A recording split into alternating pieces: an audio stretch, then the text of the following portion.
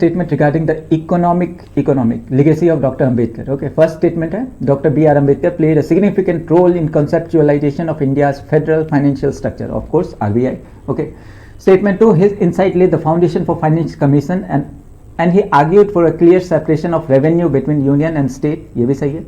Statement 3 है he advocated for the purely gold. यहाँ पे गलत है ना, ये इन्होंने प्रॉब्लम ऑफ रूपी जो था उसमें यही बोला था कि गोल्ड स्टैंडर्ड नहीं.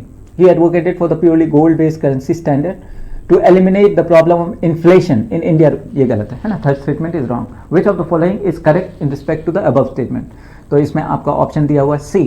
Only one of the statement 2 or 3 are correct, and it explains the statement 1. Okay. Statement 1 correct है. Ambedkar was a trained economist whose work on the evolution of provincial finance in British India laid the groundwork for the modern fiscal federalism. Okay. Statement 2 correct है. He argued for an independent mechanism to manage the sharing of resources, which directly led to constitutional provision for finance commission. Okay. This explains how he shaped the federal structure. Statement 3 incorrect है.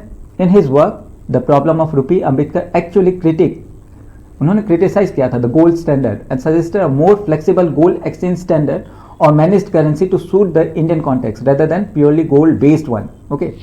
अभी देखिए जैसे France के बारे में आप सुन रहे हैं ना कि उन्होंने अमेरिका से जो उनका गोल्ड रिजर्व था, ओके, फोर्ट मेयर से जहाँ वहाँ से उन्होंने वापस मांगना शुरू कर दिया. क्यों? क्योंकि अभी इतना उथल पुथल है, क्रिप्टो करेंसी पे जानबूझ के वो एक्सेप्ट करे, क्योंकि अगेन 40 ट्रिलियन डेप्ट ऑफ अमेरिका है ना, वो डिफॉल्ट करने वाले ही हैं. ठीक है, क्योंकि उन्होंने और सब कुछ टैरिफ लगा के देख लिया, उससे कोई फायदा नहीं. अभी वॉर करके देख रहे हैं, उससे भी कुछ फायदा नहीं हो रहा है. तो we would be in a very precarious situation. ठीक है, तो वहाँ पे अब वही अल्टीमेटली तो गोल्ड लैंड.